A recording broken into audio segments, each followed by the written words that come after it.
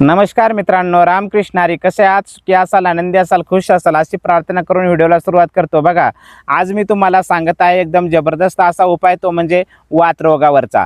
की अनेक लोकांना वात असतो. वाताचे अनेक प्रकार आहेत. सायटिक आहे, सांधेवात आहे, आमवात आहे, असे 52 प्रकारचे वातरोग आहेत.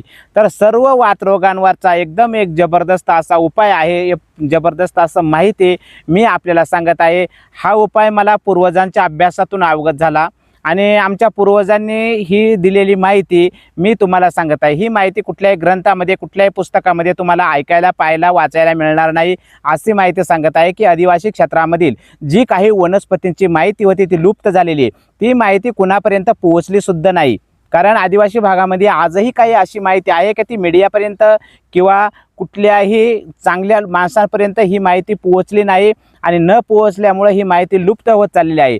तर आमच्या पूर्वजांच्या अभ्यासातून जे मला अवगत झालेलं ज्ञान आहे ते मी ह्या चॅनलच्या माध्यमाद्वारे लोकांपर्यंत पोहोचवण्याचं कार्य करत आहे. ते जर लोकांनी यूज केलं, हे फॉर्म्युले जर तुम्ही सक्सेस केले तर तुम्हाला 100% त्याचा रिझल्ट येईल.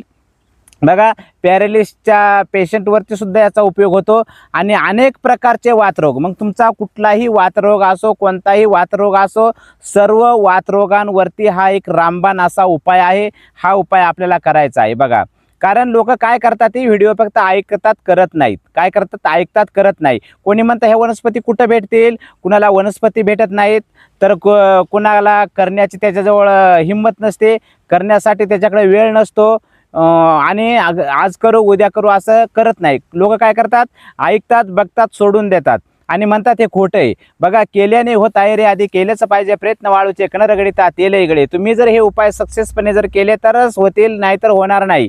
तर बघा, तुमचा वेळ न घेता मी जर सांगत आहे आज की वात रोगावरती तुम्हाला अशा 4 वनस्पती येतील की ह्या वनस्पती एकत्र करायच्या आहेत आणि एकत्र करून ह्या वनस्पतींपासून तुमचा 100% कोणताही वातरोग असू द्या, बघा, तुमचे गुडघे दुखत असू द्या, गुडघ्यामधील कटकट आवाज असू द्या, कंबर दुखत असू द्या, हात दुखत असू द्या, पाय दुखत असू द्या, पूर्ण अंग दुखत असू द्या, वात झालेला असेल, हातापायामध्ये चमका निघत असतील, शिरा भरत असतील, शिरांमध्ये चमका निघत असतील, तर हे वाताचे प्रकार आहेत मायबापाओ. आणि हे वात तुम्हाला बऱ्या करण्यासाठी एक उपाय मी सांगत आहे.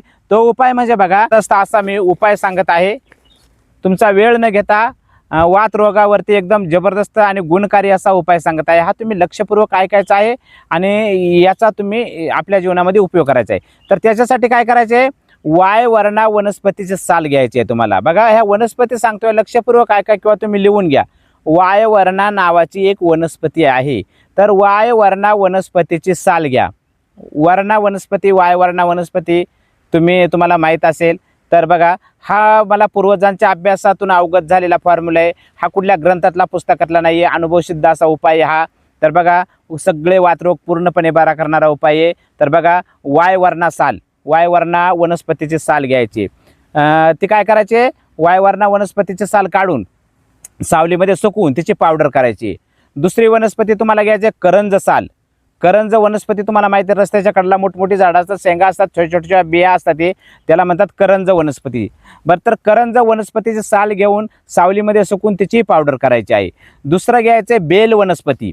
बेल, जी महादेवावरती आपण बेल वाहतो, तर बेलाची वनस्पती घ्यायची. बेलपत्र, बेलाची साल काढायची. बेलाच्या झाडाचे साल काढून सावलीमध्ये सुकून तिची पावडर करायची आहे. झाल्या किती वनस्पती झाल्या? 3 वनस्पती झाल्या. कुठकुठल्या? वायवर्णा वनस्पती, करंज वनस्पती आणि बेल वनस्पती. ह्या तिन्हींच्या साली काढायचे. त्याच्यामध्ये गुळवेल घ्यायचे. गुळवेल सर्वांना माहीत आहे, करोनाच्या काळामध्ये सगळ्या लोकांनी गुळवेल उकळून काढा करून प्याला आणि बऱ्याचशा लोकांना गुळवेलाने वाचवलं जीव. तर असं हे गुळवेल घ्यायचंय. गुळवेल काढून सावलीत सुकून त्याची पावडर करायची आहे. त्याचप्रमाणे बेलाच्या सालीची पावडर, करंज सालाची पावडर, वायवर्णा सालीची पावडर. त्याच्यामध्ये एरंडाचं मूळ काढून स्वच्छ धुवून आणि ते वाळवून त्याची सुद्धा पावडर करायची. काय करायचे? एरंडाच्या मुळाची पावडर करायची. त्याच्यामध्ये सुंठ घ्यायचे, सुंठीची पावडर करायची. सुंठ घ्यायचे. काय करायचे? सुंठ थोडी टाकायची. बघा, वायवर्णा साल, करंज साल, बेलाचे साल,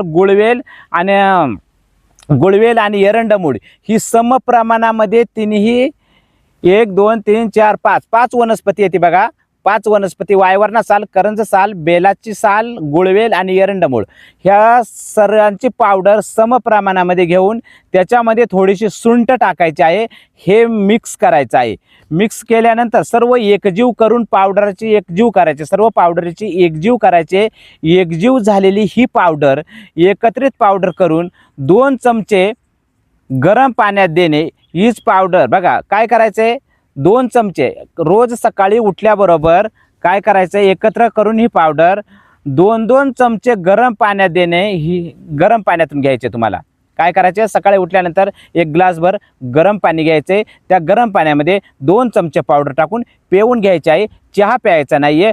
तुमचा कोणताही वात पूर्णपणे बरा होऊन जाईल. मग तुमची कंबरदुखी असो, गुडघेदुखी असो, सायटिका असो, हृदयामधला कटकट आवाज असो, आमवात असो, मुंग्या येत असो, कोणताही वातावाचा एकदम रामबाण आणि जबरदस्त उपाय. पण ह्या वनस्पती तुम्ही शोधा किंवा कुठल्याही तुम्हाला आयुर्वेदिक मेडिकलमध्ये सुद्धा भेटून जातील. ह्या तुम्ही तिथून घेऊ शकता. बघा वायवरणा साल, करंज साल, बेलाचे साल, गुळवेल, एरंडमूळ समप्रमाणामध्ये चूर्ण, थोडीशी सुंठ आणि हे एकजीव मिक्स पावडर करून काचेच्या बरणीत भरून ठेवा.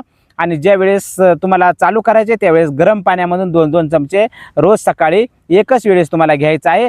हा उपाय तुम्हाला 3 महिन्यापर्यंत करायचा आहे. 3 महिन्यानंतर तुमचा पूर्ण शरीरातला वात निघून जाईल. इतका जबरदस्त आयुर्वेदिक फॉर्म्युला आहे हा. आदिवासी ग्रामीण क्षेत्रातील पूर्वजांच्या अभ्यासातून अवगत झालेला फॉर्म्युला मी तुम्हाला इथं सांगितलेला आहे. कुठल्या ग्रंथात किंवा कुठल्या पुस्तकात तुम्हाला पाहायला मिळणार नाहीये.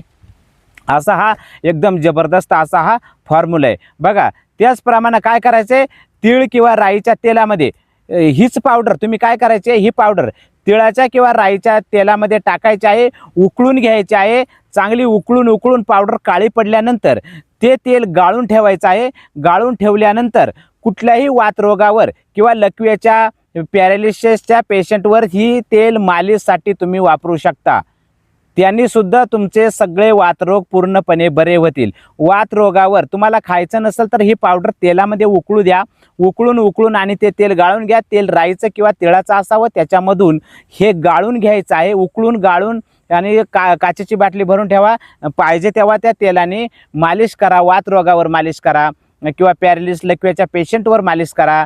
त्याने पूर्णपणे पॅरालिसिस लकवा पूर्णपणे बरा होऊन जाईल. अनुभवसिद्ध उपयोग, अनुभवसिद्ध उपाय मी तुम्हाला ह्या चॅनलच्या माध्यमाद्वारे सांगितलेला आहे. ग्रामीण क्षेत्रातील ओरिजिनल आदिवासी भागातील वातरोगावरचा हा फॉर्म्युला तुम्हाला जनहित जनकल्याणासाठी सांगितलेला आहे. याच्यापासून जनहित जनकल्याण व्हावा हीच विनंती. तर मित्रांनो थांबतो. उद्या भेटू नवीन माहिती नवीन व्हिडिओ बरोबर. चला धन्यवाद. रामकृष्ण हरी. जय धन्वंतरी भगवान.